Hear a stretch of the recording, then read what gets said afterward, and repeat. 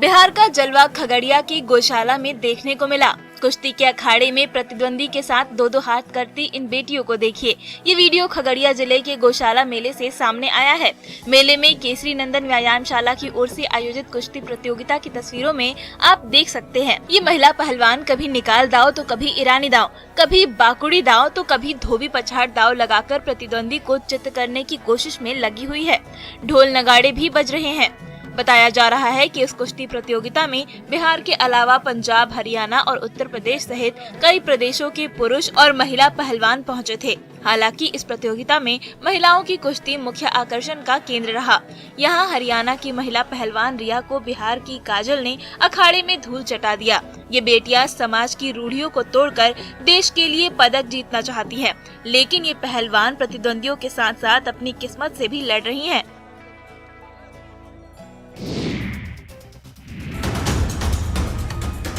नवादा से युवक की पिटाई का वीडियो वायरल हो रहा है। वीडियो नारदीगंज थाना क्षेत्र का बताया जा रहा है। जिस युवक की पिटाई की जा रही है उसका नाम प्रवेश कुमार है। प्रवेश का कहना है कि वो अपने रिश्तेदार के ऑटोमोबाइल शोरूम में बैठा था। इसी दौरान कुछ युवक वहां पहुंचे और पिटाई शुरू कर दी और घटना का वीडियो बना लिया। ये देखिए, 7 से 8 की संख्या में लोग युवक की पिटाई कर रहे हैं, उस पर लात घूंसे बरसा रहे हैं। इतने में एक युवक आता है और घायल युवक को पैर से मारने लगता है।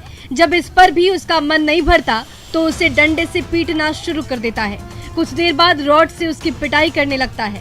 मन भर पीटने के बाद आरोपी युवक को छोड़कर चला जाता है। घायल को परिजनों ने अस्पताल में भर्ती कराया, जहां उसका इलाज जारी है। आशंका जताई जा रही है कि चुनावी रंजिश को लेकर मारपीट की गई। फिलहाल घायल ने नारदीगंज थाने में प्राथमिकी दर्ज कराई और वहीं पुलिस भी मामले की जाँच में जुट गई है।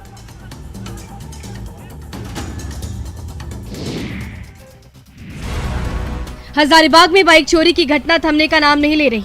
हजारीबाग के लोहसिंघना थाना क्षेत्र के पगमिल स्थित होटल ताज बैंक्वेट हॉल के पास एक कर्मचारी ने अपनी बाइक खड़ी की थी। वहां पहुंचे अज्ञात चोरों ने बाइक की सरेआम चोरी कर ली। हालांकि पूरी घटना होटल के सीसीटीवी कैमरे में कैद हो गई। आप देख सकते हैं कि 2 चोर किस तरीके से बाइक की चोरी कर रहे हैं। देखिए कैसे बेखौफ चोर दिन दहाड़े सड़क के किनारे से ही बाइक चुरा ले जाते हैं। पहले एक युवक आता है और बाइक को निकालने लगता है। इस दौरान कई लोग आना जाना करते नजर आ रहे हैं, पर चोरों पर कोई भी शक नहीं कर पाता। जब तक पहला चोर बाइक निकालता है तब तक दूसरा चोर नजर रखता है ताकि किसी को उन पर शक न हो। बाइक निकालने के बाद दोनों चोर बाइक पर सवार होकर वहां से फरार हो जाते हैं। बाइक कई बार स्टार्ट करने के बाद आखिर में चालू हो जाती है, जिसके बाद दोनों बाइक लेकर फरार हो जाते हैं। जब पीड़ित को बाइक चोरी का पता चलता है तो वो थाने में इसकी शिकायत कराते हैं, जिसके बाद पुलिस सीसीटीवी फुटेज खंगाल रही है और पुलिस बाइक चोरों की तलाश में जुट गई है।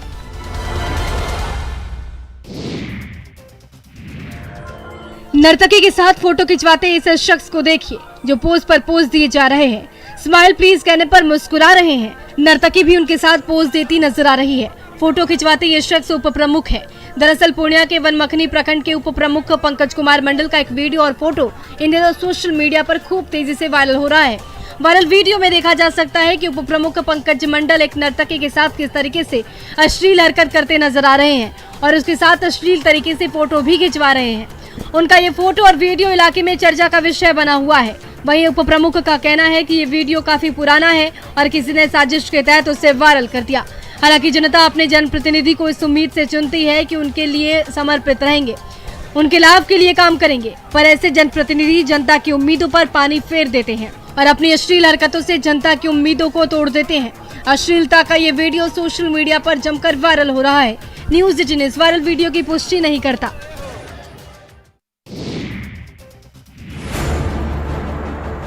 समस्तीपुर में आपराधिक वारदातों का दौर थमने का नाम ही नहीं ले रहा है। एक के बाद एक आपराधिक वारदातों को अंजाम अपराधी दे रहे हैं, जिस इलाके में दहशत का माहौल कायम है। ताजा मामला बिथान थाना अंतर्गत जगमोहरा पंचायत के वार्ड संख्या 11 का है, जहां घर के दरवाजे पर सो रहे बुजुर्ग किसान की गोली मारकर हत्या कर दी गई। मृतक की पहचान राम सिंहासन चौपाल के रूप में की गई है। मामले में परिजनों का कहना है कि 2 की संख्या में आए अपराधियों ने हत्या की इस वारदात को अंजाम दिया है। साथ ही परिजनों ने बताया कि किसी पुराने मामले को लेकर कोर्ट में केस चल रहा था और उसी में गवाही हुई थी। शायद इसी की वजह से इस वारदात को अंजाम दिया गया है। वहीं घटना की जानकारी मिलने के बाद बिथान थाना की पुलिस घटनास्थल पर पहुंची और मामले की तफ्तीश में जुट गई है। शव को पोस्टमार्टम के लिए समस्तीपुर सदर अस्पताल भेज दिया गया है। पुलिस अपराधियों की गिरफ्तारी के लिए छापेमारी शुरू कर दी है। हालांकि इस मामले में अभी प्राथमिकी दर्ज नहीं की गई है।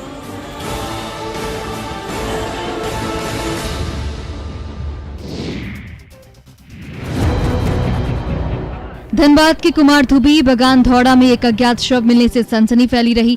मिडिल स्कूल के समीप बंद पड़े केएमसीएल कारखाना की दीवार से सटे झाड़ी से ये शव बरामद किया गया। शव छत अवस्था में था। मौके पर पहुंची पुलिस ने शव को कब्जे में ले लिया है और उसके पोस्टमार्टम की तैयारी की जा रही है। फिलहाल शव की पहचान नहीं हो पाई है। शव 35 साल के युवक का बताया जा रहा है और पिछले 4-5 दिनों से झाड़ी में पड़ा था। शव पर कपड़े नहीं थे और उससे दुर्गंध भी आ रही थी। पुलिस शव की शिनाख्त में जुट गई है। इधर बगान धौड़ा का रहने वाला रवि शर्मा भी 4-5 दिन से गायब था। मृतक का भाई मोनू शर्मा ने रवि का शव होने की आशंका जाहिर की है। उसके भाई की हत्या कर शव को झाड़ी में फेंक दिया गया है। हालांकि उसने शव की अब तक पहचान नहीं की है। इधर मौत की खबर के बाद से ही युवक के घर में कोहराम मचा हुआ है। परिजनों का रो रो कर बुरा हाल है। वहीं पुलिस ने शव को पोस्टमार्टम के लिए भेज दिया और मामले की छानबीन में जुट गई है।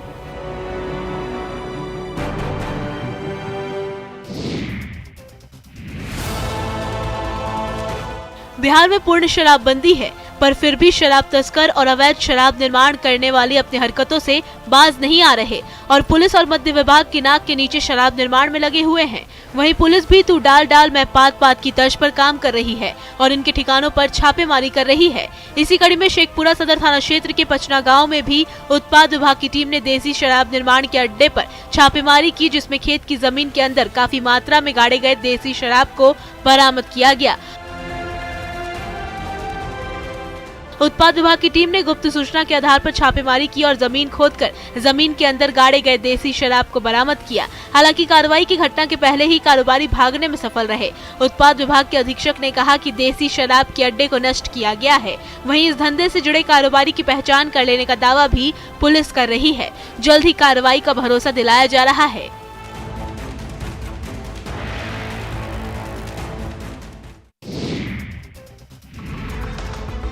शराब तस्करों के हौसले चरम सीमा पर है। तस्कर कभी पुलिस टीम पर हमला कर देते हैं तो कभी आम लोगों की हत्या करने से भी बाज नहीं आ रहे। गोपालगंज में भी शराब तस्करों ने दुस्साहस दिखाते हुए उत्पाद विभाग की नाव को आग के हवाले कर दिया है। घटना जादवपुर थाना क्षेत्र के खाप मकसूदपुर गाँव की है। वारदात की खबर मिलते ही मद्यनिषेध विभाग की टीम मौके पर पहुंचकर जांच में जुट गई है। शराब तस्करों की पहचान की जा रही है। बताया जाता है कि मंगलवार को गंडक नदी में शराब तस्करों के खिलाफ छापेमारी कर उत्पाद विभाग की नाव को मकसूदपुर गांव के पास नदी किनारे लगाया गया था। देर रात शराब तस्करों ने दुस्साहस दिखाते हुए नाव को ही आग के हवाले कर दिया। वहीं इस मामले में जादवपुर थाने में प्राथमिकी दर्ज कराई जा रही है। उत्पाद अधीक्षक राकेश कुमार का कहना है कि पुलिस पूरे मामले की तहकीकात में जुटी हुई है। शराब तस्करों की पहचान कर कार्रवाई की जा रही है। साथ ही गंडक नदी में शराब तस्करी पर नकेल कसने के लिए दूसरी नाव को भी मंगाया जा रहा ताकि छापेमारी अभियान को जारी रखा जा सके।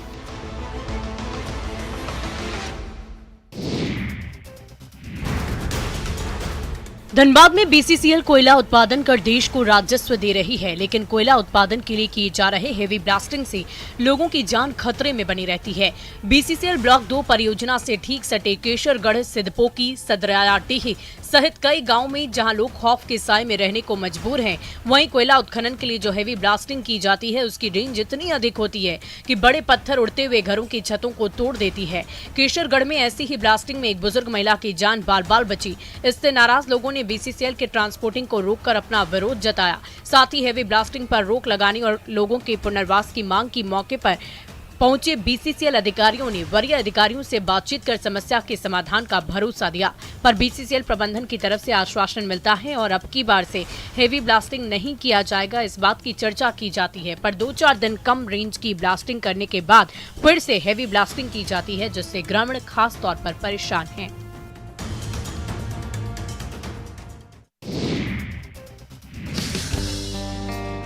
न बैंड बाजा है और न ही बारात है। इस शादी में है तो बस प्यार, कस्में और वादे भी हैं, साथ जीने मरने की कस्में खाने वाले इस प्रेमी जोड़े को देखिए, जो अब शादी के बंधन में बंध रहे हैं। इनके प्यार के आगे न ऊंच नीच की दीवार है और न ही पैसे को लेकर कोई रार है तो बस प्यार। यह अनोखी शादी इन दिनों औरंगाबाद में चर्चा का विषय बनी हुई है। मामला जिले के रफीगंज थाना क्षेत्र के अब्दुलपुर का है, जहां युवक रंजन का अफेयर पिछले 2 सालों से गाँव की एक लड़की प्रीति से चल रहा था।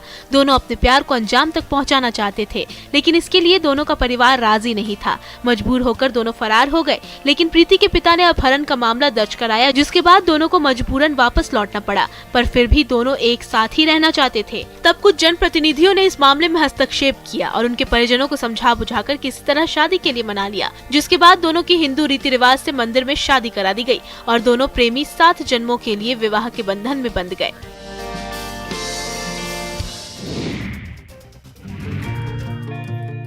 अलवर में प्रेमी प्रेमिका मंदिर में शादी के बंधन में बंध गए। ये अनोखी शादी इलाके में सबका ध्यान खींच रही है। दरअसल मेहंदिया थाना क्षेत्र के मंटू कुमार को औरंगाबाद की सुभी कुमारी से प्यार हो गया। धीरे धीरे दोनों का प्यार इस तरह बढ़ गया कि एक साथ जीने मरने की कस्में खा ली। प्यार परवान चढ़ा तो दुनिया वालों को भी इसकी खबर लगी और दोनों के प्यार की खबर उड़ते उड़ते परिजनों को लगी। फिर क्या था, घर वालों ने दोनों प्रेम के पंक्षियों पर पहरा लगा दिया, एक दूसरे से मिलने से भी रोक दिया। प्यार भला कहाँ रुकता है, ये तो हर बंधन तोड़कर आजाद हो ही जाता है। दोनों प्रेमी भी एक दूसरे से अलग होने को तैयार नहीं थे। आखिरकार दोनों प्रेमी सारे पहरे को तोड़कर फरार हो गए और मेहंदिया ऐतिहासिक मधुश्रामा मंदिर में पूरे रीति रिवाज के साथ ब्याह रचा लिया। इस शादी का गवाह पूरा मंदिर परिसर बना। दर्जनों की संख्या में इस शादी को देखने पहुंचे। वहीं दोनों के परिजन इस शादी से नाराज दिखे, लेकिन दुनिया से बेखबर इन प्रेमियों ने अपने प्यार को अंजाम तक पहुंचा ही दिया।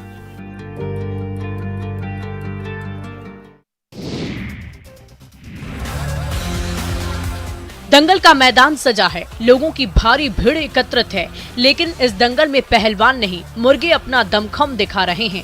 एक दूसरे को मात देने के लिए पूरा जोर लगा रहे हैं और लोग भी मुर्गों को चीयर अप करते नजर आ रहे हैं। इस खेल में बाजी भी लगती है। 5,000 से लेकर 10,000 तक लोग बाजी लगाते हैं और इस खेल का आनंद उठाते हैं। मुर्गे की ये लड़ाई झारखंड की संस्कृति का एक रंग है। दरअसल झारखंड के ग्रामीण इलाके में सोहराय पर्व की धूम है और इस पर्व में आकर्षण का केंद्र बना रहता है मुर्गी की लड़ाई। जब तक इस लड़ाई में किसी एक मुर्गे की मौत नहीं हो जाती तब तक ये खेल चलता रहता है। मनोरंजन के इस खेल में पैसों की बाजी लगती है, जिसमें 1000 से लेकर लाखों रुपए दांव पर लगते हैं। इस खेल को झारखंड की संस्कृति से जोड़कर देखा जाता है। सोहराय पर्व से शुरू होकर 26 जनवरी तक इस तरह के मुर्गा पाड़ा का आयोजन ग्रामीण इलाके के विभिन्न गाँव में किया जाता है।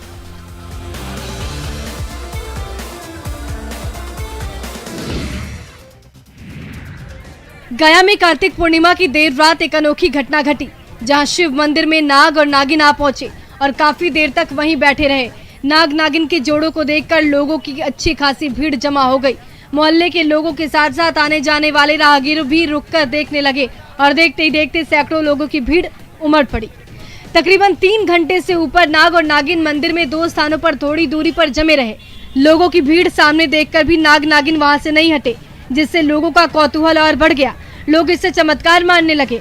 बताया जा रहा है कि किसी व्यक्ति ने मंदिर में नाग नागिन को देख लिया, जिसके बाद उसने शोर मचाकर सभी लोगों को जमा कर लिया। लोग इनका दर्शन करने लगे। शिव मंदिर में उनके आगमन को चमत्कार मानकर पूजा करने लगे। जनप्रतिनिधियों का कहना है कि कार्तिक पूर्णिमा के दिन नाग नागिन देखा जाना शुभ है। भगवान शंकर को नाग प्रिय है, इसलिए इसे उनका आशीर्वाद भी माना जाना चाहिए।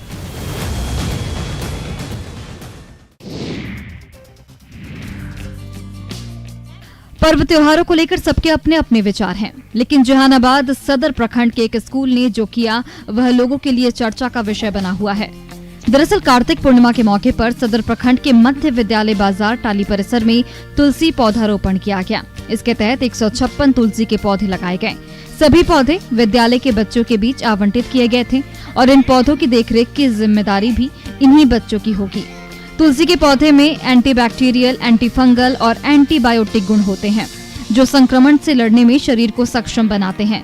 कहा जाता है कि जहां तुलसी का पौधा लगा हुआ होता है वहां के आसपास की हवा शुद्ध हो जाती है। तुलसी के नियमित सेवन से शरीर में ऊर्जा का प्रवाह होता है और व्यक्ति की आयु बढ़ती है। संक्रामक रोगों से निपटने के लिए तुलसी बहुत कारगर उपाय है। विद्यालय परिसर में काफी संख्या में तुलसी पौधा लगाने से विद्यालय आने जाने वाले छात्र छात्राओं, अभिभावकों और शिक्षकों को इसका सीधा फायदा मिलेगा।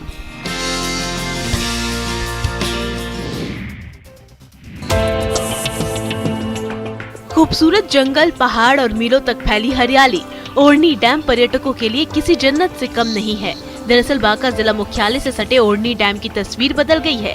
यहाँ जिला प्रशासन के द्वारा नौका विहार शुरू करने के बाद लोगों का मन और भी ओढ़नी डैम मोह रहा है। रोजाना सैकड़ों लोग अपने परिवार के साथ डैम पर पहुँच रहे हैं और नौका विहार का लुत्फ उठा रहे हैं। यहाँ बड़े बड़े डैम की भरमार है, जिससे यहाँ पर्यटन की संभावनाएं ज्यादा हैं। इसको लेकर जिला प्रशासन के प्रयास और सरकार के निर्देश पर ओढ़नी डैम को पर्यटन स्थल के रूप में विकसित किया गया है। डैम में पर्यटन विभाग की ओर से बोटिंग, वाटर स्कूटर की भी व्यवस्था की गई है, जिसका आनंद उठाने के लिए पर्यटकों की भीड़ हमेशा देखी जाती है। यहाँ केवल बांका ही नहीं, दूसरे जिले के पर्यटक भी आते हैं। हालांकि पर्यटन स्थल के रूप में ओढ़नी डैम को विकसित करने का काम अभी भी जारी है। प्रशासन ने 2 हाईटेक बोट की व्यवस्था की है, जिससे लोग चार्ज देकर डैम में नौका विहार का मजा लेते हैं।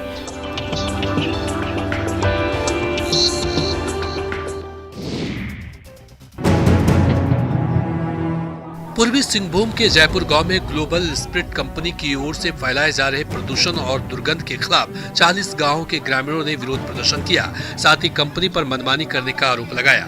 बियर बनाने वाली इस फैक्ट्री से फैलने वाले प्रदूषण और दुर्गंध से ग्रामीणों का जीना दूभर हो गया है। इसलिए बीजेपी के समर्थन से ग्रामीणों ने फैक्ट्री के खिलाफ आंदोलन छेड़ दिया है। ग्रामीणों ने आरोप लगाया है कि ग्लोबल स्पिरिट लिमिटेड कंपनी के द्वारा भारी मात्रा में दुर्गंध फैलाया जा रहा है, जिससे गाँव के लोगों का रहना दूभर हो गया है। सबसे अधिक स्कूल के बच्चों को काफी परेशानियों का सामना करना पड़ रहा है।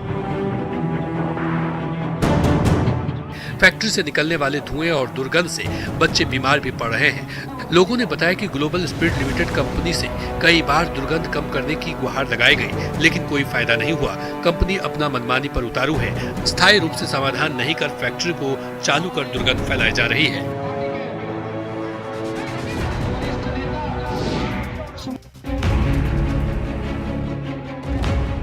शिक्षा व्यवस्था की बदहाली की तस्वीर देखनी हो तो भागलपुर के प्राथमिक विद्यालय का हाल देखिए। इस स्कूल में एक ही कमरे हैं और उसमें क्लास 1 से 5वीं तक के बच्चे को पढ़ाया जाता है। इस स्कूल की स्थापना 1963 में हुई थी, लेकिन आज तक ये बदहाली का शिकार है। वहीं स्कूल में 3 शिक्षक हैं जो 100 बच्चों को पढ़ाते हैं। एक ही रूम में 5 क्लास के बच्चे कैसे पढ़ते होंगे समझा जा सकता है। उन्हें टॉपिक कितना समझ में आता होगा, ये तो इन बच्चों को भी नहीं पता चलता है। इस स्कूल में पढ़ने वाले बच्चे भी डॉक्टर, इंजीनियर और सेना में जाना चाहते हैं, पर इस स्थिति में ये कैसे पढ़ाई कर सकेंगे। वहीं इस पूरे मसले पर जिला शिक्षा पदाधिकारी का कहना है कि यह स्कूल विश्वविद्यालय की जमीन पर चल रहा है। जल्द ही विश्वविद्यालय से यहाँ पर भवन बनाने की अनुमति मांगी जाएगी। अगर विश्वविद्यालय अनुमति देगा तो यहाँ पर भवन बनाया जाएगा, नहीं तो इस स्कूल को दूसरे स्कूल में शिफ्ट कर दिया जाएगा।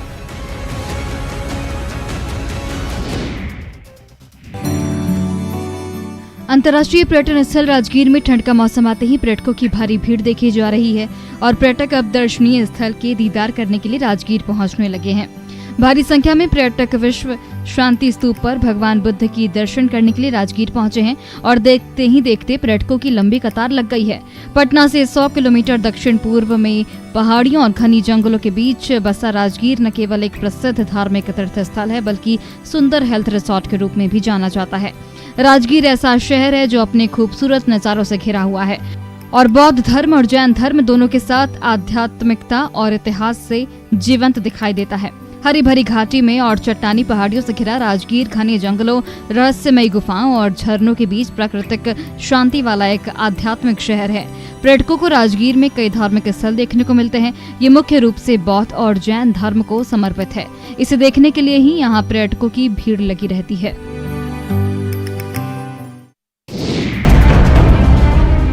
साहिबगंज में मंडरों की कस्तूरबा गांधी आवासीय विद्यालय के बच्चों के भविष्य के साथ खिलवाड़ हो रहा है।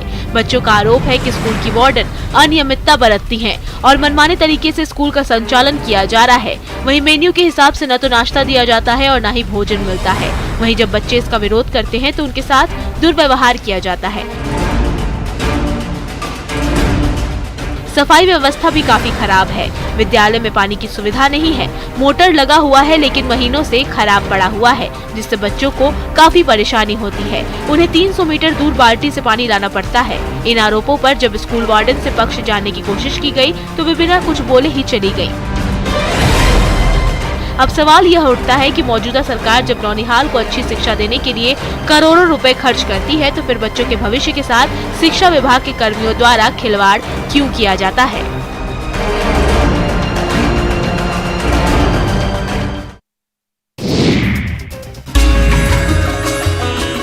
विश्व प्रसिद्ध सोनपुर मेला का कल विधिवत उद्घाटन डिप्टी सीएम तेजस्वी यादव करेंगे। उससे पहले प्रशासन तैयारियों को अंतिम रूप देने में जुट गया है।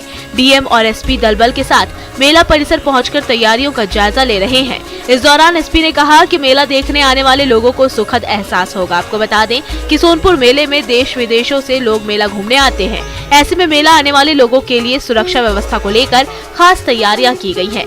एसपी ने आगे बताया कि हम लोग यहां पर कुल मिलाकर 19 स्थायी और अस्थायी थाना बनाए हैं। कुछ पूर्णिमा स्नान के समय और पूरे मेले के दौरान 1-11 विशेष रूप से थाना खोला जा रहा है। इसके अलावा प्रतिनियुक्ति की जा रही है। पैदल गश्ती, वाहन गश्ती और पूरे एरिया को काफी संख्या में सीसीटीवी कैमरे की निगरानी में रखा जाएगा।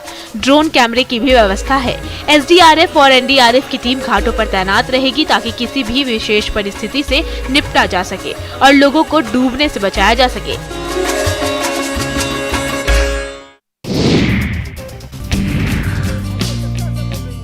विश्व प्रसिद्ध सोनपुर मेले में कृषि विभाग की प्रदर्शनी किसानों के लिए खासा आकर्षण का केंद्र रही है। इसके मद्देनजर 2022 सोनपुर मेले में कृषि प्रदर्शनी को लेकर खास तैयारी की जा रही है। इसके लिए कृषि विभाग के वरीय अधिकारी चुने गए सफल किसानों के साथ बैठक कर कार्य को अंतिम रूप देने में लगे हुए हैं। बताया जा रहा है कि इस बार कृषि प्रदर्शनी में किसानों के लगभग हर सवालों का जवाब उपलब्ध होगा। साथ ही कई तरह के नई नस्लों का भी समावेश कृषि प्रदर्शनी में किया जाएगा। किचन गार्डन से लेकर फ्लोर गार्डन तक की जानकारी किसानों को दी जाएगी और यही नहीं, अन्य जरूरी जानकारियां भी एक ही कैंपस से किसानों को हासिल हो पाएगा। कृषि विभाग के ज्वाइंट डायरेक्टर ने बताया कि कृषि विभाग की अच्छी खासी तैयारी चल रही है। कृषि निदेशालय, उद्यान निदेशालय, भूमि संरक्षण निदेशालय सभी मिलकर कार्यक्रम बना रहे हैं।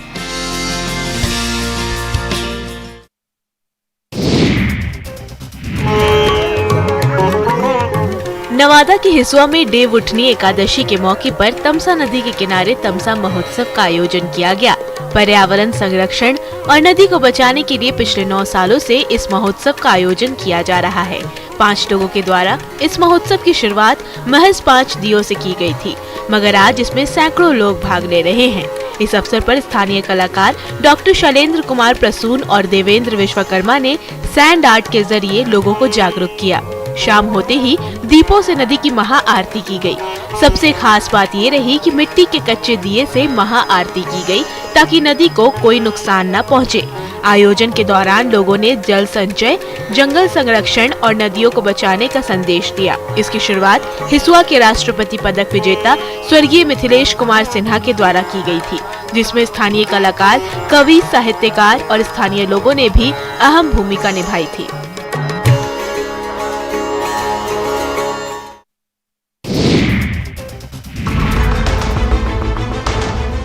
नुकीले दांत, भीमकाय शरीर और शाही चाल, और हो भी क्यों ना, ये जंगल के राजा जो ठहरे, जो अपने ये धुन में रास्ते पर जा रहे हैं, पर इन्हें देखने के लिए लोग सांस ही थाम कर बैठे थे। जैसे इस बाघ का दीदार हुआ, लोगों ने अपने कैमरे निकाल लिए और इनकी फोटो लेना शुरू कर देते हैं। पर ये जनाब सभी को इग्नोर करके अपनी शाही अंदाज में झाड़ियों में छिप जाते हैं। दरअसल राजस्थान के अलवर में सरिस्का टाइगर रिजर्व में टाइगर की लगातार साइटिंग होने की वजह से इन दिनों पर्यटकों को खासा रास आ रहा है। सरिस्का में मेल और फीमेल टाइगरों की जबरदस्त साइटिंग हो रही है। सरिस्का क्षेत्र का कोर एरिया हो या फिर अलवर का बफर जोन, हर जगह टाइगर दिखते हैं। पर्यटकों की जिप्सी के नजदीक से टाइगर ST-21 गुजरा तो पर्यटक रोमांचित हो गए।